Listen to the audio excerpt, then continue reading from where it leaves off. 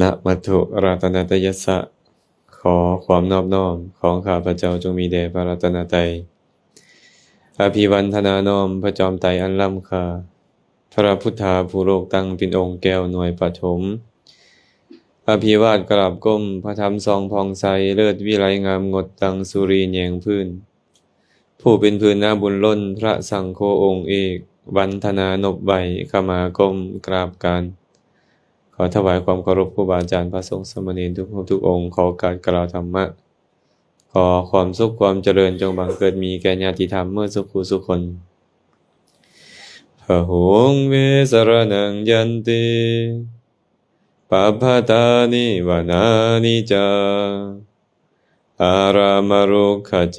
ตยานิมนุสสาพยตาชิตาเนตังโคสรนังเขมังเนตังสรณมุตตมังเนตังสรณมาคัมมาสัพพทุกขปโมจจติโยจะพุทธันจะธัมมัญจะสังฆัญจะสรณังคโตจัตตาริอริยสัจจานิสัมมาปัญญายปัสสติทุกขังทุกขสมุปาทังทุกขสัจจะอติกามังอริยันจัตถังขิกังมัคคังทุกขุปัสสมคามินังเอตังโคสรนังเขมังเอตังสรณมุตตมังเอตังสรณมาคัมมาสัพพทุกขาปโมจจติ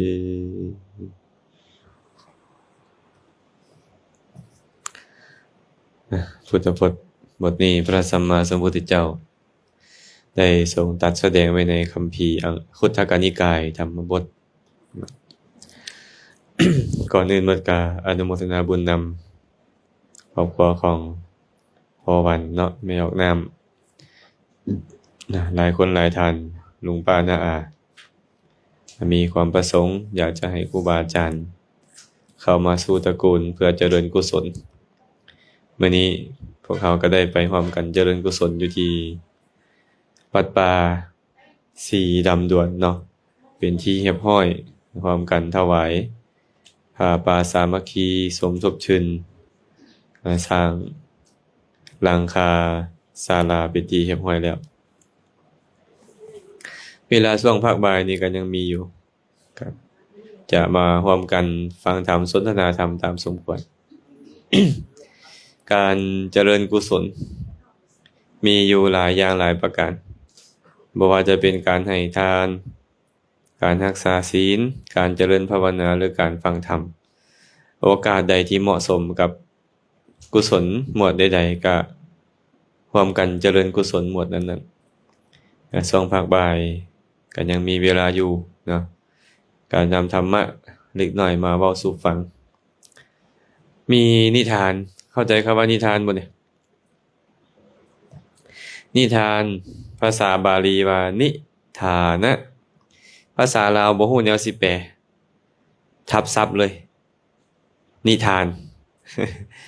แม่นหยังล่ะเพราะวันนิทานบัดเนี่ยคันว่าภาษาบ้านเฮาละเรื่องเล่าแต่ภาษาธรรมะแปลว่าเหตุเกิดขึ้นสถานที่เกิดขึ้นของเรื่องราวเอิ้นว่านิทานนิทานะแปลว่าเหตุเกิดขึ้นในสมัยพุทธกาลมีพระราชาพระองค์หนึ่งชื่อว่ามหาโกศลเนาะมีอำมาตย์ผู้หนึ่งอำมาตย์ผู้นี้เป็นอำมาตย์ใหญ่ของพระเจ้ามหาโกศลชื่อว่าอัคคิทัตตะชื่อเราเด้อนะถ้าไม่ออกนามชื่อเราอัคคิทัตตะชื่อเราเนาะพราหมณ์อัคคิทัตตะเนี่ยเป็นอาจารย์ผู้สอนของพระเจ้ามหาโกศลพออยู่ไปอยู่มามื้อหนึ่งพระเจ้ามหาโกศลก็สวรรคตตายหลังจากพระเจ้ามหาโกศลสวรรคตแล้วพระเจ้าประเสนที่โกศลผู้เป็นลูกชายก็ได้ขึ้นครองราชย์แต่ว่าเป็นพระราชาหนุ่มอัคคิทัตตะพราหมณ์ก็เลยมาคิดว่า พระราชาเขาก็เป็นคนหนุ่มแต่เขาเป็นคนเฒ่าแล้วล่วงการผ่านวัยแล้วธรรมดาแล้วพระราชาหนุ่มก็ควรกับอำมาตย์ที่หนุ่มเขาเป็นคนแก่แล้วนี่นะน่าจะบ่เป็นที่พอใจของพระราชาหนุ่มปานใดขอออกบวชก่อนว่าซั่นก็เลยไปขอออกบวชแต่การบวชสมัยก่อนน่ะพระสัมมาสัมพุทธเจ้านี่น่ะยังบ่คันได้มีไผฮู้จักสมัยนั้นเราก็ออกบวชเจ้าใดแล้วบัดเนี่ยบวชเป็นฤาษีคนดังออกบวชเนาะคนดังออกบวชพวกคนก็แห่ออกไปบวชนำ20,000โอ้หลายบ่นี่แม่เที่ยงลูกน้องออกบวชนำอีก20,000ครับอีก20,000ครอบครัวเฮาเนี่ยมี5คน10คนยังผิดกันอยู่ซุมื้อแม่นบ่แม่สลัดมีลูกชาย2ลูกสาว1ผิดกันอยู่ตลอดขนาดครอบครัวซ้ำนี้แล้วนี่เนาะอันนี้20,000น่ะลองคิดเบิ่งกันแล้วกันพอวันนี้เฮ็ดจังได๋เนี่ยก็ต้องตั้งกฎระเบียบกติกากันมาก็เลยตั้งระเบียบกติกากันขึ้นว่าผู้ใดก็ตามมีราคะมีความโลภเกิดขึ้นในใจมีโทสะมีความโกรธเกิดขึ้นในใจให้ไปขนขี้ทรายมากองไว้20,000 คน20,000 คนได้บ่แม่นน้อยเด้เบิดหนึงก็องค์นี้โลภองค์นี้ก็ไปตักเอาขี้ทรายมากองไว้เบิดหนึงองค์นั้นโลภองค์นั้นก็ตักขี้ทรายมากองไว้บ่พอเท่าใดมีออกกองขี้ทรายบักใหญ่บัดนี้กองขี้ทรายบักใหญ่เลยคันเทียบเป็นรถ10ล้อก็สิแม่นหลายร้อยรถ10ล้อหั่นน่ะพญานาคตนหนึ่งก็เลยไปสิงสถิตอยู่หั่นบัดนี้พญานาคตนหนึ่งก็เลยไปอาศัยอยู่กองทรายน่ะ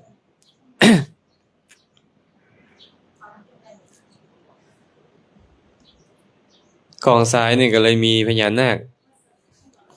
ปกครองอยู่บัดนี้พญานาคก็เลยกลายเป็นที่สักการะบูชาของพวกพราหมณ์ทั้งหลายที่ออกบวชเขาก็เลยไปบูชาพญานาคบ้านเฮานี่มีบ่บูชาพญานาคฮะบ่มีบ่มีอยู่บ่บ่แม่นหาก็มีแต่มันมีมาแต่พุทธกาลแล้วเด้มาก่อนพุทธกาลพร้อมพญานาคตัวนี้เป็นพญานาคที่มีฤทธิ์หลายร้ายกาจพวกฤาษี20,000ก็เลยพากันไปบูชาชาวบ้านชาวเมืองก็ไปหาแล้วเนาะพอชาวบ้านชาวเมืองไปหาพวกฤาษีก็พาเขาบูชาคือกันมีงานประจำปีพร้อมบัดนี้บูชาพญานาคประจำปีโอ้บ่ธรรมดาได้แม่แดงงานใหญ่เด้อเนี่ยคน3เมืองต้องมาประชุมกันมื้อนั้นทีนี้หลังจากที่พวกฤาษีบูชาเทวดาบูชาสุมหกกกไม้อยู่ก็เลยสร้างสอนให้ชาวบ้านเฮ็ดชาวบ้านก็ลุมเฮ็ดไว้นั่นหมดไปบูชาสุมหกกกไม้เป็นต้นนั่นแหละพระสัมมาสัมพุทธเจ้าอุบัติขึ้นมาในโลกแผ่คายพยานไปกวดสอบเบิ่งว่าผู้ใดเด้ที่ข่อยจะอนุเคราะห์เขาปรากฏว่าอัคคิทัตตะพราหมณ์กับบริวาร20,000นี่จะบรรลุอรหันต์โอ้ขนาดเป็นมิจฉาทิฏฐินี่แม่นสลัดแต่อุปนิสัยในการบรรลุอรหันต์มีเป็นอย่างจึงเป็นมิจฉาทิฏฐิได้บ่ได้กัลยาณมิตรสำคัญบ่กัลยาณมิตรนี่บัดเนี่ยคนสั่งสมบุญบารมีมาพอให้บรรลุอรหันต์ได้แต่บ่ได้กัลยาณมิตรหลงเลยลงไปบูชาพญานาคสุมหกกกไม้บูชาภูเขาจอมปลวกไปซั่นน่ะพระพุทธเจ้าก็เลยเอิ้นพระมหาโมคคัลลานะมาฮู้จักบ่พระมหาโมคคัลลานะเป็นไผฮะไม่ออกทางหลังบ่ถามดอกไม่ออกติเราฮู้อยู่ดอกพระโมคคัลลานะนี่เป็นอัครสาวกของพระพุทธเจ้า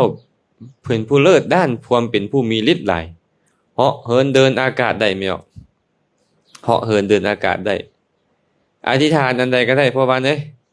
อธิษฐานให้เฮือนหลังนี้กลายเป็นทองคำก็ได้อธิษฐานให้แผ่นดินกลายเป็นทองคำทั้งหมดก็ได้อันความเก่งของเพิ่นน่ะเหาะเหินเดินอากาศได้หมดเลยพระพุทธเจ้าก็เลยเอิ้นมาว่า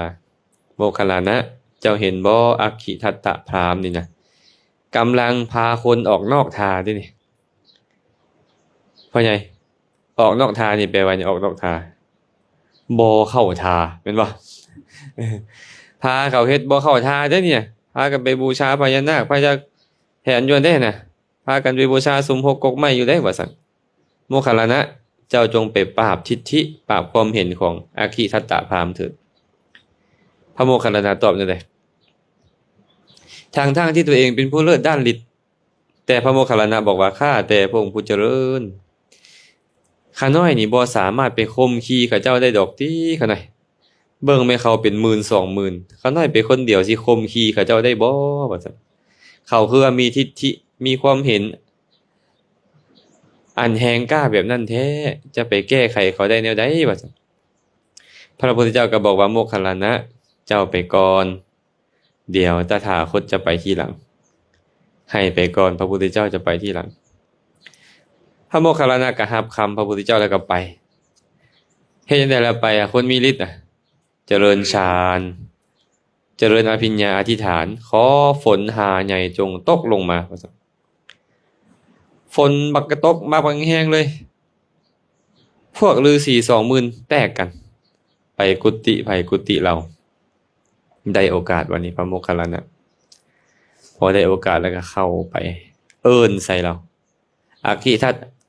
ทัตตะเอ้ยอาคีทัตตะว่าซั่นเราเหลือใ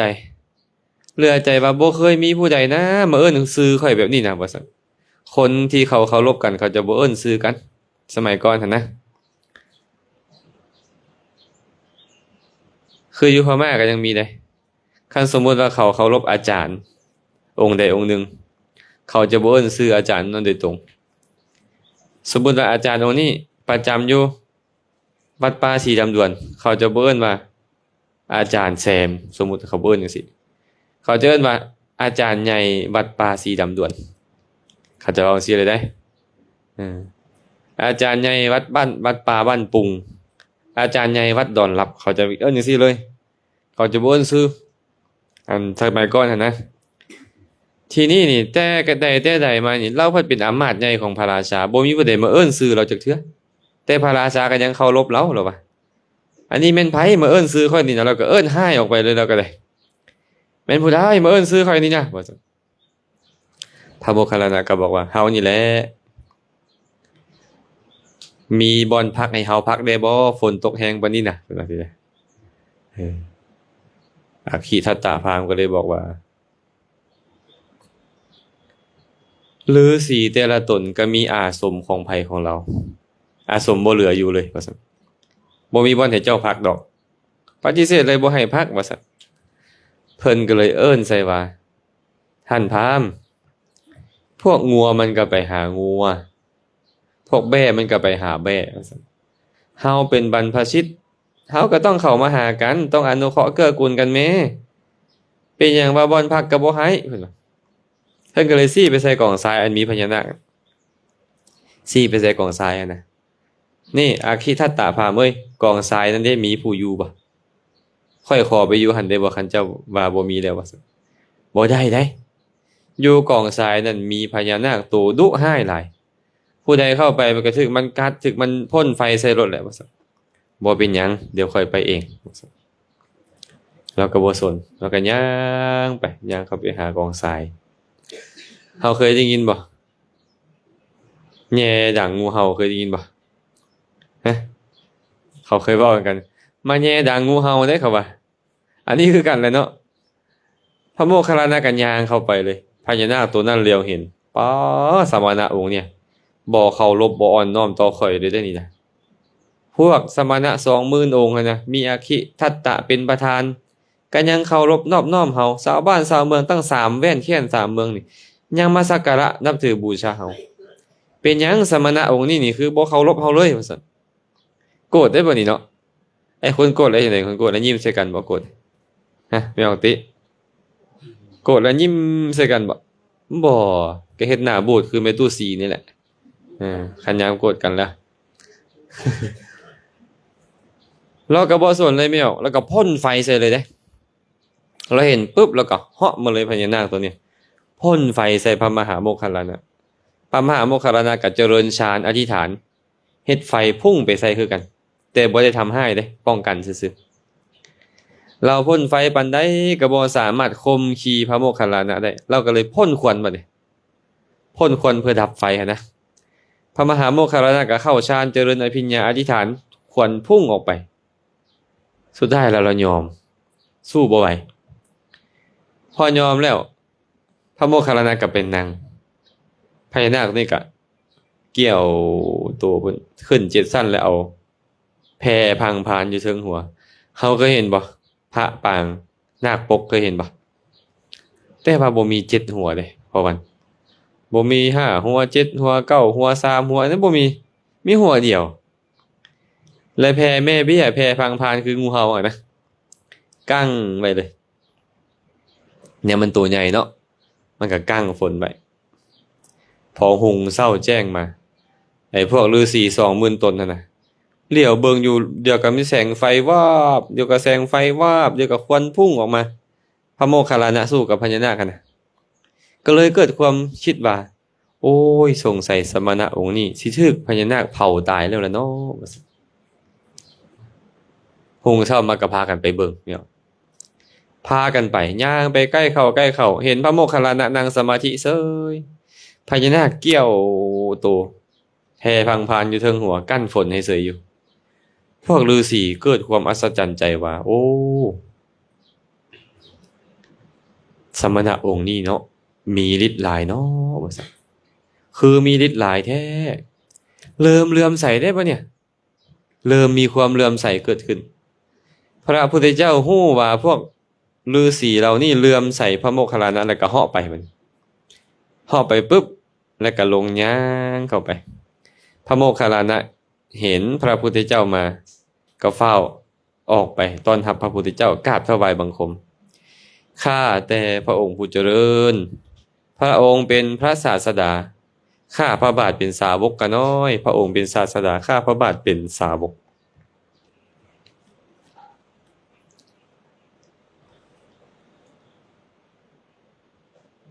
เฮ็ดจังได๋บัดเนี่ยแม่แดงเว้าจังซั่นแล้วพวกพราหมณ์เหล่านั้นพวกฤาษีเหล่านั้นก็แห่งเลื่อมใสในพระพุทธเจ้าขนาดสาวกยังซ้ำนี้อาจารย์ของเราสิซ้ำใดเนาะความเลื่อมใสมันเกิดขึ้นได้เนาะแม่นบ่เมื่อความเลื่อมใสมันเกิดขึ้นพระพุทธเจ้าก็เอิ้นถามว่าพราหมณ์เจ้าสั่งสอนสาวกเจ้าแบบใดเนาะว่าซั่นเจ้าสั่งสอนสาวกเจ้าแบบใดปรากฏว่ามื้อนั้นน่ะเป็นมื้อฉลองใหญ่เขาอีกเขาก็มาพอดีชาวบ้าน3เมืองหั่นน่ะเต็มเลยพระพุทธเจ้าก็ถามว่าเจ้าสั่งสอนสาวกเจ้าแบบใดเราก็ตอบว่าข้าแต่พระองค์ผู้เจริญข้าน้อยก็สอนสาวกของข้าน้อยนี่ว่าให้บูชาพญานาคเด้อบูชาสุมหกกกไม้เด้อบูชานี่บูชานั่นเด้อข้าน้อยก็สั่งสอนแบบนี้แหละพระพุทธเจ้าก็เว้าให้พราหมณ์เอ้ยเจ้าพาข้าเจ้าออกนอกทางแล้วพาไปบ่ถูกทางแล้วว่าซั่นเจ้าเฮ็ดบ่ถูกต้องแล้วเด้อพาไปบ่ถูกทางแล้วเชื่อบ่ฟังบ่บัดเนี่ยโอ้ฟังยากเลยเนาะอันตัวเองเคยเฮ็ดผ่านมาโดนนี่นะมันก็อยากเซายากไอ้บ่อยากฟังไปคือกันเด้เคยมีคาถาหนึ่งพระพุทธเจ้าตรัสไว้โอวะเทยานุสาเสยะอสัพพาจะนิวาระเยสตังหิโสปิโยโหติอสตังโหติอัปปิโยบุคคลใดก็ตามเด้อตามสั่งสอนตามบอกกล่าวเชิงบุคคลอื่นบุคคลนั้นยอมบ่เป็นที่ฮักของคนพาล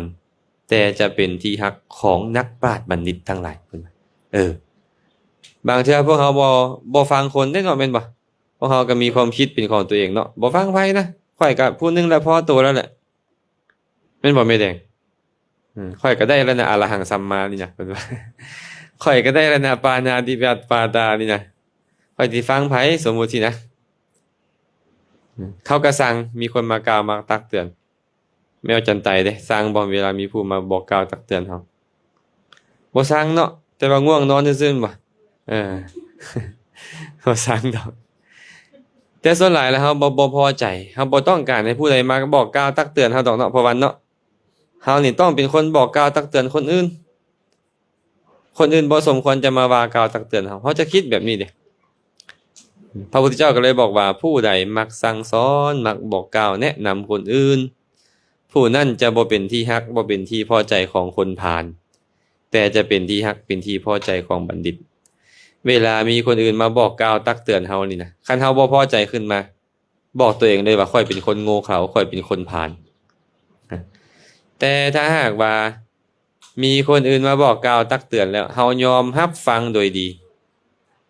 เนาะเฮายอมรับฟังโดยดีแสดงว่าพวกเฮานี่เป็นบัณฑิตเฮาเป็นบัณฑิตกันแม้สลาดในเวลาครูบาอาจารย์บอกกล่าวตักเตือนนี่เงียงหูฟังบ่เฮาคันเงียงหูฟังอยู่แสดงว่าเฮาเป็นบัณฑิตได้คันเฮารับฟังบ่ได้ยอมรับบ่ได้ในการบอกกล่าวตักเตือนของคนอื่นบอกตัวเองเลยได้ไม่แดงเด้อค่อยคนพาลค่อยคนพาล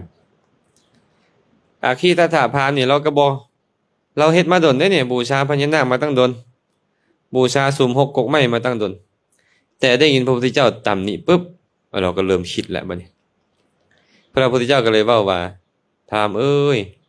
บุคคลไปถือเอาสุมหกกกไม้ไปถือเอาภูเขาเหล่ากามาเป็นที่พึ่งเป็นสรณะนะเขาบ่ได้ที่พึ่งอันเกษมอันสูงสุดหยังดอกว่าซั่นแล้วก็ได้กล่าวคาถาที่อาตมาเว้ามาชื่อได้บ่ พหงเวสรนังยันติปัปพตานิวนานิจะอารามรุขเจตยานิมนุสสาพยตัชชิตาเนตังโคสรนังเขมังเนตังสารนมุตตมังเนตังสารนมาคัมมะสัพพทุกขาปมุจจติคาถาแรกว่าจังสิมนุษย์ทั้งหลายเมื่อมีภัยมาคุกคามแล้วก็ถือเอาภูเขาแดป่าไม้แดอารามลูกขเจดีย์แดว่าเป็นสารณะนั่นบ่แม่นสารณะอันเกษมเลยบ่แม่นสารณะอันสูงสุดเขาเข้าไปอาศัยสารณะนั้นแล้วยอมบ่พ้นจากทุกข์ทั้งปวงได้พระพุทธเจ้าบอกว่าเวลาเฮาย้านกลัวสิ่งใดขึ้นมานี่เฮาแล่นเข้าไปหาหยังมนุษย์ทั้งหลายแล่นไปหาหยังไปหาต้นไม้คุ้มครองลูกสร้างเด้อเพิ่นว่าตกลงลูกสร้างหรือลูกคนนี่นะฮ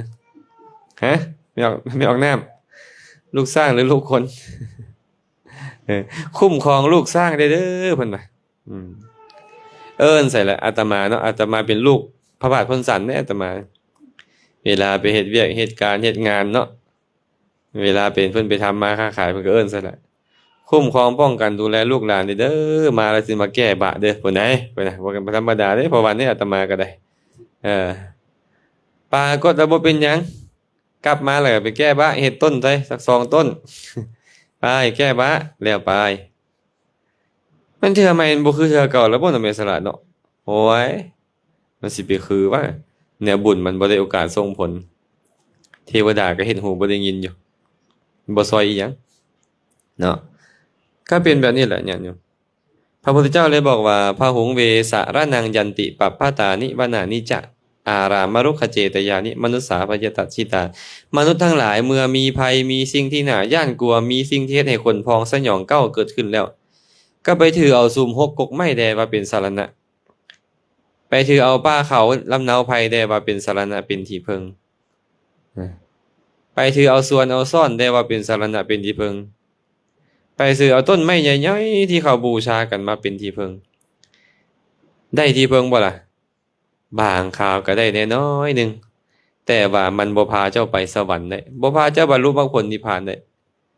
บ่แม่นที่พึ่งอันเกษมบ่แม่นที่พึ่งอันสูงสุดพระพุทธเจ้าบอกว่าเจ้าพึ่งได้ก็พึ่งทำได้อันนั้นน่ะบางเทื่อก็ขี้ตัวซ้ำเนาะบางเทื่อก็ขี้ตัวซ้ำอันต้นไม้อันนั้นก็ได้บ่ได้ที่พึ่งเป็นไปได้บ่ที่เฮาไปบูชาต้นไม้แล้วพวกเขาจะไปสวรรค์กันนี่นะฮะเป็นไปได้บ่บ่ได้ดอกบ่ได้ดอกคันสั้นก็ดีแล้วคันมีต้นไม้ก็สิปลูกไว้เฮือนจักหลายๆต้นนี่เนาะก็คันอยากคันเอาไปสวรรค์ย้อนต้นไม้อันนั้นแต่คนจะไปสวรรค์ไปย้อนความดีไปย้อนทานศีลภาวนาที่ตัวเองเฮ็ดคนจะไปนรกคือกันบ่ได้ไปย้อนผู้ใดสาบแช่งเด้ไปย้อนหยังล่ะไป ยันบาปความชั่วที่ตัวเองเฮ็ดไว้นั้นคือกันนะฉะนั้น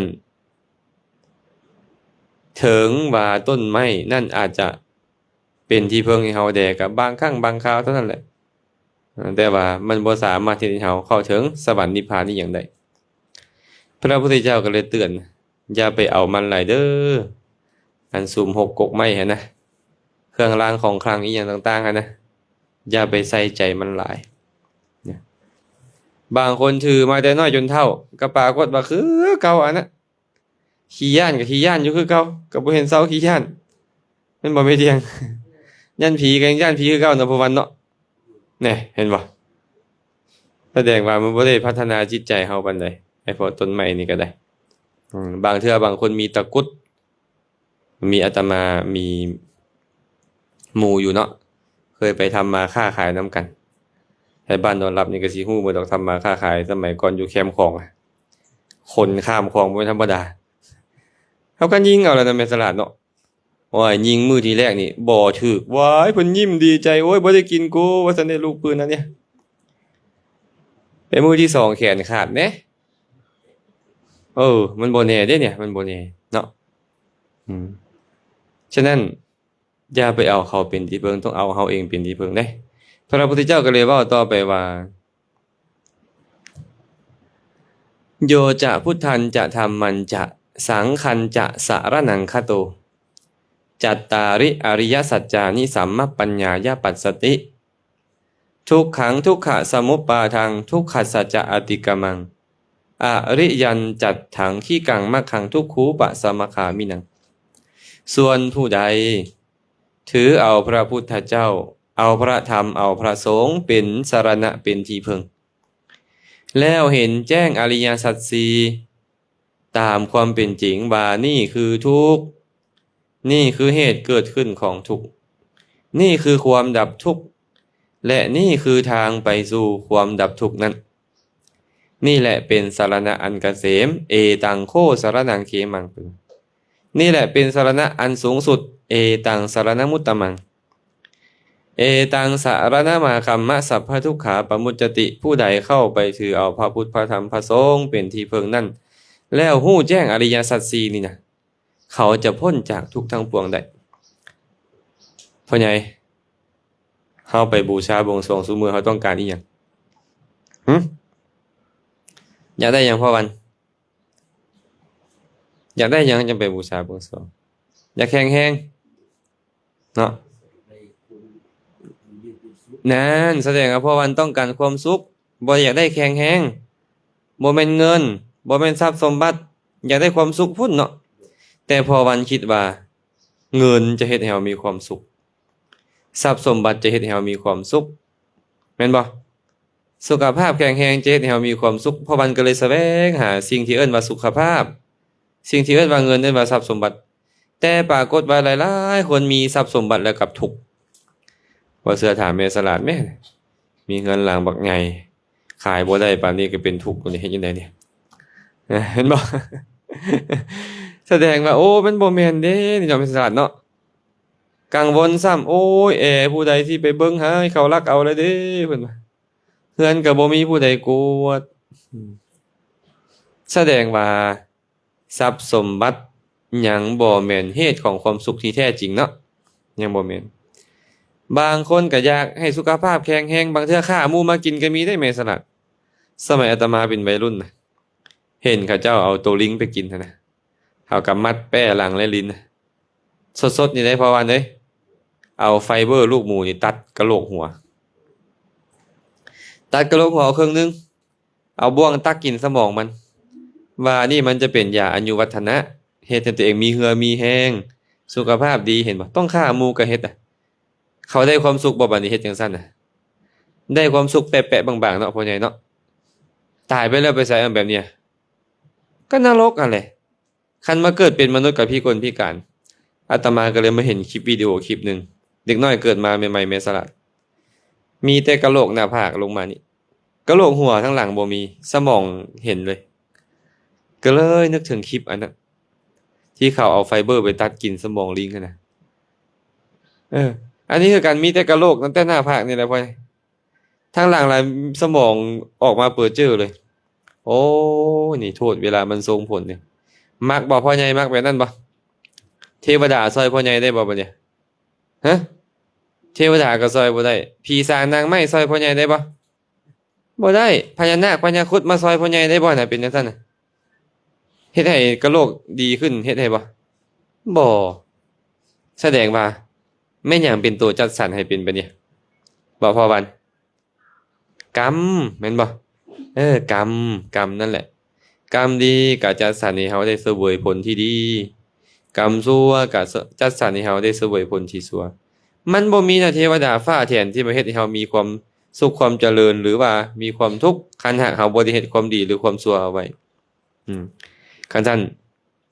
พวกเฮาก็ต้องได้พิจารณาตัวนี้เด้เดี๋ยวนี้เฮาไปฝากชีวิตอินทรีย์ไว้นำพี่สร้างนางไม้พุ่นเดียวเนี่ยพวกเฮาบ่ได้เอาตัวเองมันบ่ได้ฝากตัวเองไว้กับตัวเองให้เป็นที่พึ่งของตัวเอง ศาสนาพุทธสอนจังซี่เด้อพ่อใหญ่เด้ออัตตาหิอัตโนนาโถชื่อบ่อัตตาหิอัตโนนาโถ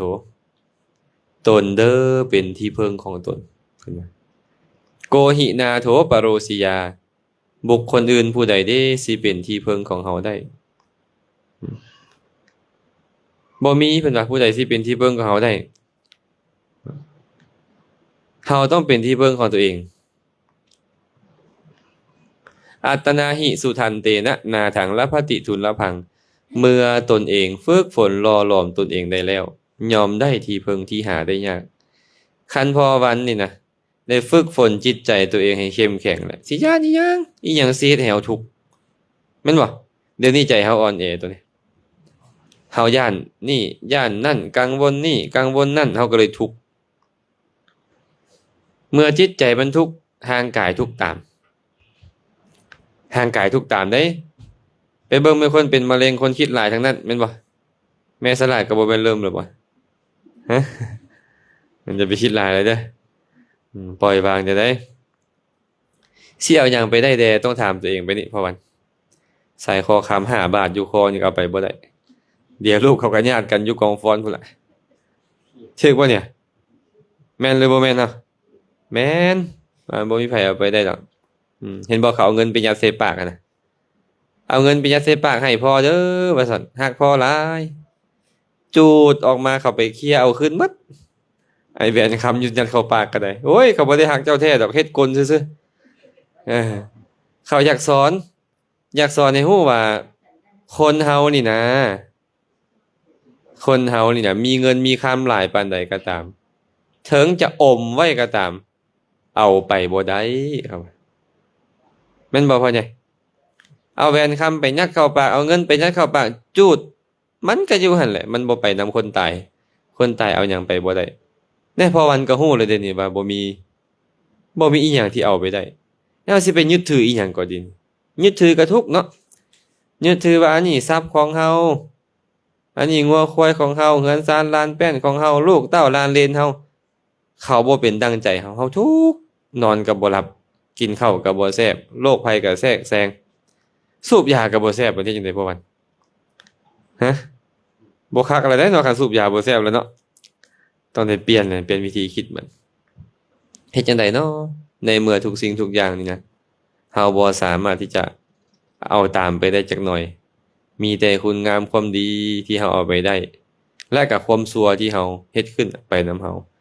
าก็มาพัฒนาตัวเองบัดนี้อย่าไปลุ่มหลงงมงายในสิ่งใดสิ่งหนึ่งคิดดีๆเว้าแต่แนวดีๆเฮ็ดแต่แนวดีๆอันนี้จะตามไปเป็นที่พึ่งของพวกเราก็สั่นตัวเฮาเท่านั้นเด้อเป็นที่พึ่งของตนถึงแม่นพระพุทธเจ้าจะบอกว่าบุคคลใดถึงพระพุทธพระธรรมพระสงฆ์ว่าเป็นที่พึ่งก็ตามได้ตราบใดก็ตามที่พวกเรายังบ่คิดถึงคุณของพระพุทธพระธรรมพระสงฆ์และกุศลเกิดขึ้นในใจของเราจะบ่มีที่พึ่งเฮามีพระพุทธเจ้าเป็นที่พึ่งก็เพราะเฮาตามระลึกถึงคุณของพระพุทธเจ้าหั้นและเฮาได้ที่พึ่งเฮามีพระธรรมเป็นที่พึ่งก็หมายถึงว่าเฮานึกถึงคุณของพระธรรมและกุศลเกิดขึ้นในใจของเฮาไอ้บุญกุศลนั้นเป็นที่พึ่งของเฮาเฮามีพระสงฆ์เป็นที่พึ่งคือกันก็คือเฮาตามระลึกถึงคุณของพระสงฆ์กุศลที่เกิดขึ้นจากการตามระลึกถึงพระสงฆ์นั้นเอิ้นว่า ตนเองเป็นที่พึ่งของตนเทวดาช่วยเฮาบ่ได้พญานาคช่วยเฮาบ่ได้พญาครุฑช่วยเฮาบ่ได้อินทร์พรหมยมยักษ์ทั้งหลายบ่สามารถช่วยเฮาได้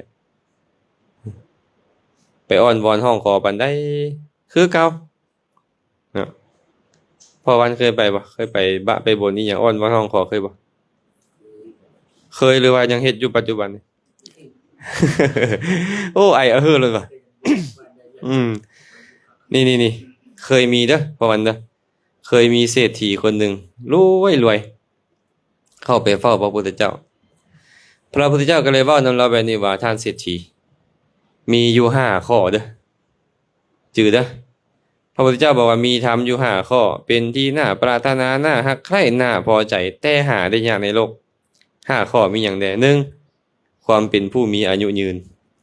2ความเป็นผู้มีผิวพรรณวรรณะงดงาม3ความเป็นผู้มียศ4ความเป็นผู้มีความสุข5การตายแล้วเข้าถึงสุคติโลกสวรรค์ได้5อย่างนี่แหละน่าปรารถนาน่าฮักใคร่น่าพอใจเฮาอยากอายุยืนบ่หรือว่ามีผู้ใดอยากไปแล้วตอนนี้อยู่นี่ฮะผู้อยู่ข้างเสาหั่นบ่ บ่มีดอกเนาะอยากอายุยืนบ่อยากอายุยืนอยากมีผิวพรรณวรรณะงดงามบ่โอ้ยหมอเกาหลีเขาจนบ่มีวันไหวแล้วเงินเราไม่ออกน้ำเนาะ ไปหาหมอเท่าไหร่แล้วเนี่ยอยากงามนี่นะต่างคนกับต่างอยากงามหมดแม่แดงแล้วก็ยังอยากงามอยู่นะมันอาจจะหมดยุคแล้วนะแต่ก็ยังอยากงามอยู่นะเนาะแม่แดงเนาะเอ้ยบ่แม่นดอกคันบ่ซั่นก็บ่ได้ล้างบ่ซั่นก็บ่ล้างหน้าบ่แปรงฟันซ้ำแหละคันบ่อยากงามเนี่ยแสดงว่ายังอยากงามอยู่ผมก็จะบ่หวีคันบ่อยากงามยังอยากงามอยู่เนาะทุกคนอยากงามเฒ่าก็อยากงามแบบเฒ่านะแม่นบ่แม่นสลัดเบิ่งแม่นไปรักษาศีล8ยากแฮงยากข้อใดข้อ7เพิ่นว่ายังทาผิวอยู่เพิ่นว่าอยากงามเนาะผู้ใดก็อยากงามอยากมียศบ่อ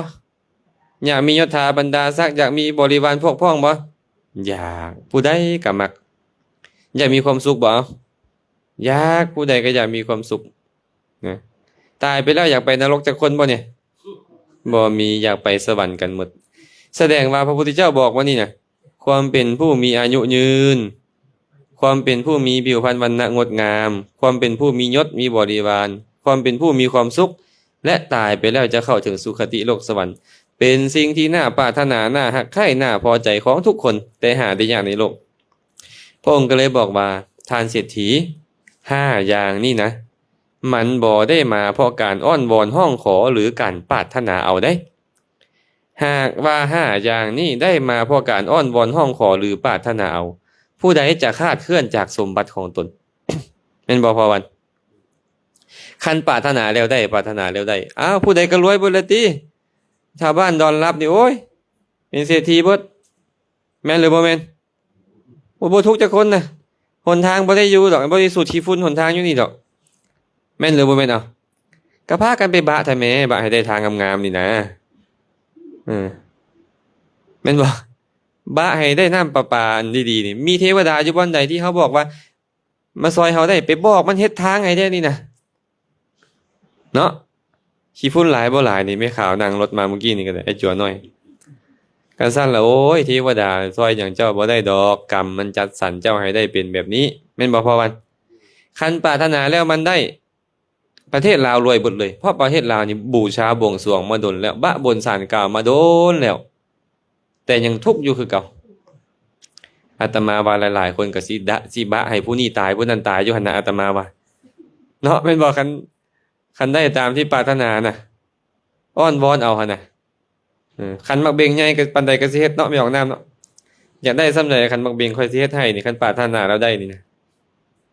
มันบ่ได้ดังปรารถนาพระพุทธเจ้าเลยบอกว่าสิ่งเหล่านี้บ่ได้มาเพราะการอ้อนวอนหรือการปรารถนาดอกหากว่าสิ่งเหล่านี้ได้มาเพราะการอ้อนวอนเพราะความปรารถนาไผจะคลาดเคลื่อนจากสมบัติของตนผู้ใดก็จะอายุยืนเมิดผู้ใดก็จะงามเมิดบ่มีแต่คนขี้ห้ายอยู่ประเทศลาวอันเนี่ยผู้ใดก็จะมียศถาบรรดาศักดิ์สูงส่งหมดชาวลาวทั้งประเทศจะมีความสุขหมด และคนลาวทั้งหมดตายแล้วจะไปสวรรค์หมดเลยเพราะคนลาวมักเฮงมักให้อันบูชาบวงสรวงบนบานศาลกล่าวนี่แม่นบ่แม่ของติได้เคยไปเฮ็ดนำหมู่บ่นี่โอ้เห็นบ่นานแต่ได้ตามปรารถนาจักเทื่อบ่ล่ะบ่มีเลยแสดงว่าเทวดานี่เป็นตาเผาเฮือนเลยเด้เดี๋ยวนี้มันอยู่บนใดเทวดาเนี่ยฮะสิบ่ได้เอาไฟไปเผาแล้วบ่หมดครั้งมันเบ่งไปตั้งหลายแล้วเนี่ยก็บ่ดอกเนาะเทวดาเขาก็ดีอยู่แล้วแหละเขาบ่ทำให้เฮาแล้วดีแล้วแต่ว่าเขาก็ซอยเฮาบ่ได้เขาก็เอาตัวเองที่บ่รอดแล้วยังบ่พ้นจากนรกอันพวกเทวดาก็ได้เนาะแม่นบ่แต่ว่าคันเขาฮักเขาแพงเฮาที่เขาเฮ็ดดีกับเฮาได้บ่ได้บ่แม่นว่าบ่ได้เด้แต่ว่าการที่พวกเขาจะได้สิ่งที่น่าปรารถนาทั้งหลายนี่นะมันต้องอาศัยบุญที่ตัวเองเฮ็ดแล้วพวกเขาเคยเฮ็ดบุญผ่านมาแล้วแหละแต่ในขณะเดียวกันพวกเขาก็เฮ็ดบาปมาพอๆกันเคยบ่เคยตบยุงบ่พวกเขาเนี่ยเป็นบุญหรือเป็นบาปบาปมันพาไปไสอ้อนวอนเบิ่งดูว่าจะไปนรกเลยจะไปนรกเลยบ่รอดดอกพอเฮ็ดเหตุของมันแล้วเอาอันไม้อันนั้นปัดเอาไป โอ้คือกันเลยบัดนี้เอามือปัดเป่าออกเด้อบัดนี้เด้อเอาเป่าเอามันตายก็คือว่าเฮาเจตนาอยากให้มันตายฆ่ายุง1ตัวได้ตัว1ใบตัวไปใส่ตัวไปนรกฆ่าจักตัวแล้วเฮาบ่แม่น10บ่แม่น100มันนับบ่ได้แหละแสดงว่ามีตัวหลายแล้วได้พวกเขาเนี่ยเตรียมเด้อซั่นเด้อเตรียมตัวไปนรกกันได้แล้วพวกเขาคันยังไปฝากชีวิตอินทรีย์กับผู้อื่นอยู่ก็เตรียมไปนรกโลดแหละหลายๆคนไปฆ่าเขามาฆ่ายุงฆ่ามดฆ่าแมงมาขอให้ค่อยอายุยืนเด้อมันสิยืนจังได๋เจ้าไปฆ่าชีวิตเขาแม่นบ่บางคนมักโกรธมักเคืองมักพยาบาทบัดให้มาอ้อนวอนห้องขอให้ค่อยเกิดมาชาติใดเป็นคนงามเด้อบ่มีทางมันสร้างเหตุของความขี้ให้เนาะคันซั่นเนาะเฮาเอาหยังเป็นที่พึ่งดีบ่เนี่ยเอาพระพุทธพระธรรมพระสงฆ์หรือเอาตนเองคำว่าพระพุทธพระธรรมพระสงฆ์เป็นที่พึ่งก็หมายถึงระลึกถึงเพิ่นแล้วบุญเกิดขึ้นในใจของตัวเองคำว่ามีธรรมเป็นที่พึ่งก็คือสติสัมปชัญญะมันเกิดขึ้นเอิ้นว่าบุญนั่นแหละเป็นที่พึ่งของเฮาบ่แม่นอย่างอื่นพระพุทธเจ้าจึงเตือนว่าพวกท่านทั้งหลายจงมีตนเป็นที่พึ่งมีตนเป็นสรณะมีธรรมเป็นที่พึ่งมีธรรมเป็นสรณะอย่าได้มีสิ่งอื่นเป็นที่พึ่งเป็นสรณะเลยอันใดล่ะชื่อว่ามีตนมีธรรมเป็นที่พึ่งเป็นสรณะบ่มีสิ่งอื่นเป็นที่พึ่งเป็นสรณะภิกขุพิจารณาเห็นกายในกายพิจารณาเห็นเวทนาในเวทนาเห็นจิตในจิตเห็นธรรมในธรรมแม่นบ่มีความเพียรมีสัมปชัญญะมีสติยอมกำจัดอภิชฌาและโทมนัสในโลกเสียให้พินาศได้นี่แหละเอิ้นว่าผู้มีตนเป็นสรณะเป็นที่พึ่งมีธรรมเป็นสรณะเป็นที่พึ่งบ่มีอย่างอื่นเป็นสรณะเป็นที่พึ่งตอนเจ้าพิจารณาเห็นกายในกายนั้นไม่ยังเกิดขึ้นสติสัมปชัญญะเป็นบุญหรือเป็นบาปบุญแสดงบุญนะเป็นที่พึ่งของเจ้าบ่แม่นอย่างอื่นได้บุญนั้นเป็นที่พึ่งของเจ้าพระพุทธเจ้าใส่บางวันก็ใส่ว่าตนเป็นที่พึ่งเฮาก็ต้องเอาบุญเด้อบ่นี้เด้ออย่าไปฝ่ายชีวิตอินทรีย์ไว้กับผู้ใดต้องตนเป็นที่พึ่งของตนบุญที่ตัวเองสร้างเป็นที่พึ่งของพวกเขาบางคนไปถือพญานาคเนาะเอาพญานาคเป็นที่พึ่งตอนที่เรายังใจดีแล้วก็ซอยน้อยนึงพญานาคหนีตายเคยได้ยินบ่พญานาคหนีตายฮะเคยได้ยินอยู่บ่สมัยหนึ่งพระพุทธเจ้ากำลังจะตัดสหูกาละนาคราชลุกขึ้นมาตื่นขึ้นมาแล้วก็มาสรรเสริญพระพุทธเจ้าอยู่พญามารมารีบเข้ากีบเมฆเลยพญานาคกันย่านพญามารแต่กิเลสสมานในใจเฮานี่นะมันเฮงให้เฮาก็เลยต้องอาศัยสติสัมปชัญญะของเฮาเองนี่แหละเฮ็ดให้มันเกิดขึ้นดูๆให้กิเลสสมานในใจของเฮาบ่มีโอกาสได้เกิดขึ้นเมื่อเฮาเฮ็ดแบบนี้อยู่ดูๆนะมันก็เป็นปัจจัยแก่ความพ้นทุกข์จากวัฏฏะสงสารได้ท่านเด้อเอาตัวเองเป็นที่พึ่งได้อย่าเอาสิ่งอื่นหลายเนาะอย่าเอาสิ่งอื่นเป็นที่พึ่งหลายคันเฮาเอาสิ่งอื่นเป็นที่พึ่งบางเทื่อนี่ตัวเฮาก็มีเคยได้ยินเทวดาขี้ตัวบ่ เทวดาขี่ตัวก็มีเทวดานี่สำคัญเด้อไม่ออกนามเด้อเคยมีสมัยก่อนนะบางเทื่อก็แม่นเฮาคิดเองเนาะบางเทื่อก็เฮาคิดเองมีพระราชาพระองค์หนึงเนาะเพิ่นไปบูชาไปบะเอาไว้ไม่ออกแมงสลัดพระราชาพระองค์หนึงไปบูชาเอาไว้ไปบวงสรวงเอาไว้ว่าคันได้เป็นพระราชาสิจับกษัตริย์ทั้งหลายนี่นะมาตัดคอเอาเลือดฮดสถานที่นั้นว่าซั่นโอ้เทวดาเทวดายุ่งเลยได้บัดนี้ได้ปรากฏว่าเราได้เป็นพระราชาแท้บุญเราส่งผลน่ะมันบ่เป็นย้อนเทวดาบุญเราส่งผลเราก็ได้เป็นพระราชาเฮ็ดจังได๋ล่ะบัดเนี่ยนึกได้ว่าโอ้ค่อยไปบะไว้ในต้นไม้ต้นนี้แล้วอะจับพระราชามาเป็นร้อยสิมันตัดคอและเอาเลือดน่ะบูชาต้นไม้บูชาเทวดาเพิ่นเทวดาจนสิฮ้องสิให้บ่เนี่ย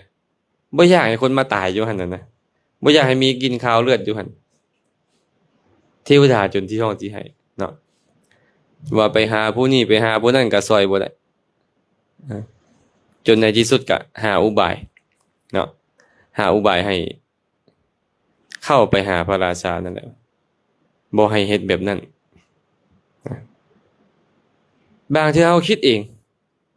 เฮาคิดว่าเทวดาซอยเฮาแท้ที่จริงแล้วบุญมันส่งผลมันก็เลยได้ประสบแนวนั้นในเมื่อเป็นเช่นนั้นบุญส่งผลมันก็ได้เพราะสิ่งที่ดีเนาะมันได้เพราะสิ่งที่ดีตัวเองแล้วว่าโอ้เทวดาซอยแล้วค่อยต้องไปแก้บะคืนที่เอาคนไปฆ่าทิ่มอยู่หั่นให้บูชาเทวดามันก็บ่คักแล้วนั่นนี่เนาะบางเทื่อเทวดาขี้ตัวแม่นสลัดขี้ตัวให้ไปเฮ็ดแนวนี้ไปเฮ็ดแนวนั้นป้าก็เฮ็ดตามเทวดาไปแหละสุดท้ายก็เลวเป่า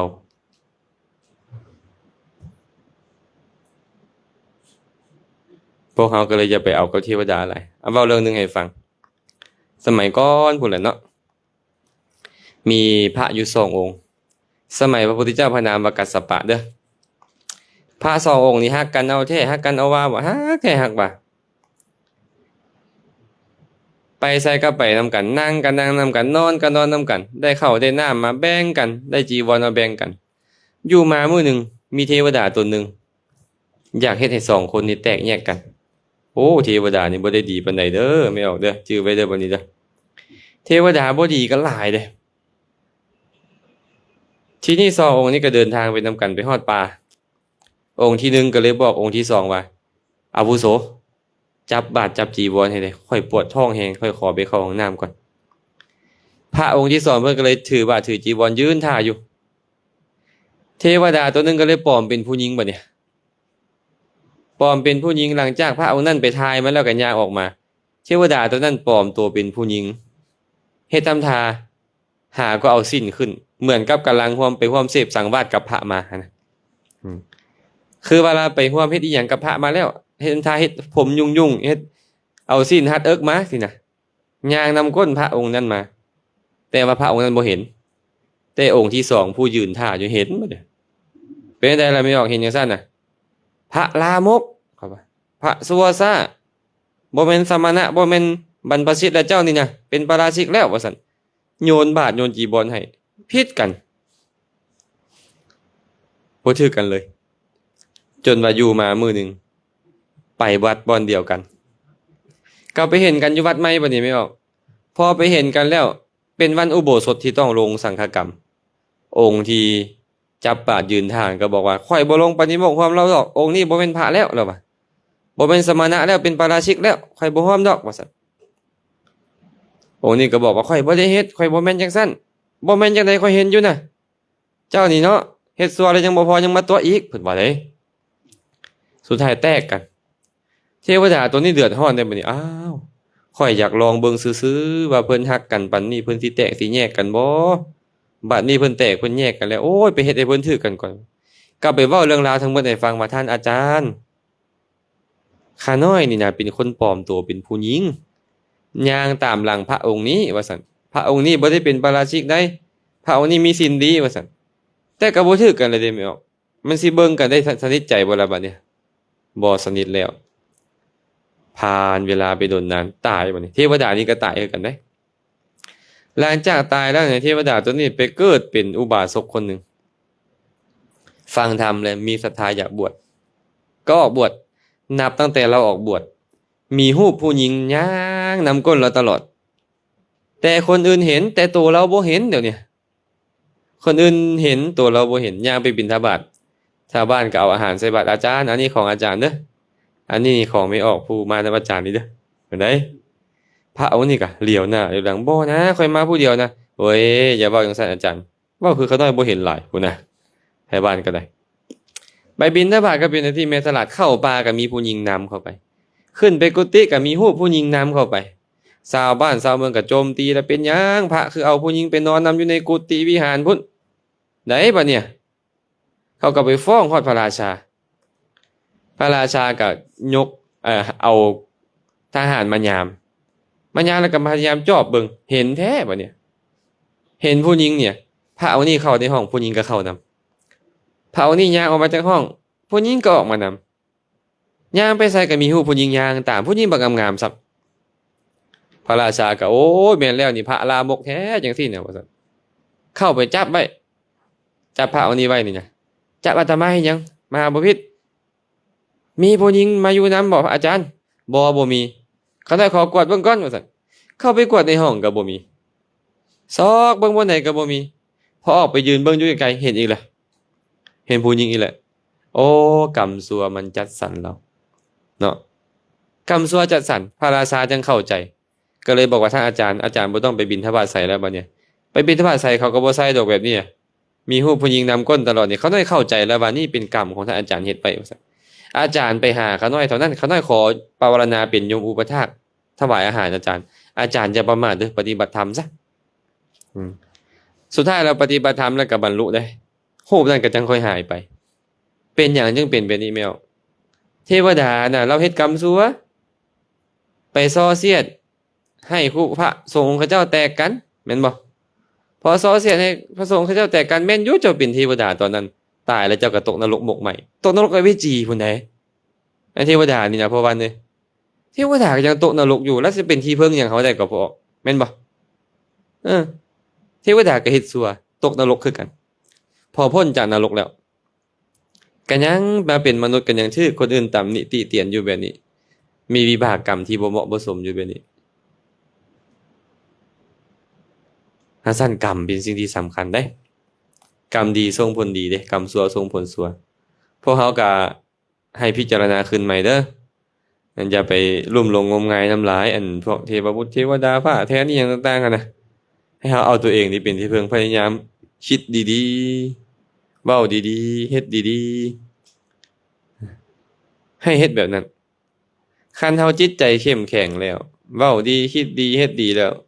เฮานี่แหละจะเป็นที่พึ่งของตัวเองบ่มีผู้ใดอื่นจะเป็นที่พึ่งของเฮาแล้วเคยมีเมียออกผู้หนึงพอวันขี้ย้านย่านผีนี่นะคำหน่อยนึงเลยมันลงเฮือนก็ลงบ่ได้ไปวัดไปแต่มาก็เทศน์ให้ฟังเทศน์เรื่องความตายดุๆเทศน์เรื่องผีสางดุๆเดี๋ยวนี้บ่ย้านเดี๋ยวนี้ไปฟังธรรมดึกปานใด 9:00 น 10:00 นก็ขับรถเมื่อผู้เดียวได้ไปได้พอวันก็ลองไปฟังธรรมดูบัดนี้เด้อ ต้องฟังธรรมดูๆพิจารณาความตายดูๆย่านหยังผีเห็นน่ะผีบ่หลอกก็ตายหลอกก็ตายโตผีอันมาหลอกเฮามันก็สิตายแม่นบ่เราสิไปย่านอีหยังก็เดี๋ยวนี้คนที่จิตใจเข้มแข็งแล้วบ่ย่านหยังดอกยังย่านหยังบ่ไม่ออกน้ำเดี๋ยวนี้ย่านทุกข์ย่านทุกข์นะเดี๋ยวนี้ย่านทุกข์กายย่ำย่านทุกข์ใจย่ำย่านภาคคองฮักย่านพบพ่อสิ่งที่บ่น่าพอใจถามว่าย่านและบ่ย่านมันต้องเป็นบ่เอาเป็นบ่เป็นคือเก่าอ่ะย่านก็เป็นบ่ย่านก็เป็นไอ้ย่านน่ะเป็นบาปบ่ย่านแล้วเป็นบุญอันใดดีกว่านี่น่ะเฮาก็เอาบ่ย่านแล้วก็มาพิจารณามันเรื่อยมันก็เศร้าย่านมันก็เป็นกุศลเรื่อยๆใจเฮาก็บ่เสียหายเมื่อใจบ่เสียหายสติสัมปชัญญะมันสมบูรณ์การเฮ็ดอีหยังอย่างใดอย่างหนึ่งมันก็ดำเนินไปได้ดีกว่านะอันซั่นเด้อคือสิโดนสมควรแล้วเนาะเพราะว่าเนาะก็สิบ่ได้เว้าอีหยังหลายโอ้สิไว้ต่อเวลาบ่เนี่ย เอาแล้วเนาะอากาศก็ร้อนได้ ก็ยกเรื่องราวนี้มาเว้าสู่ฟังสุดท้ายแล้วพระพุทธเจ้าตัดธรรมเทศนานี้จบลงอัคคีทัตตะพราหมณ์พร้อมกับบริวาร 20,000 บรรลุเป็นพระอรหันต์หมดออกบวชหมดเลยชาวบ้านชาวเมืองจากที่เคยนับถือพญานาคจากที่เคยบูชาพญานาคบูชาเทวบุตรเทวดาเปลี่ยนทิฏฐิหมดได้ประโยชน์เขาฟังธรรมแล้วเขา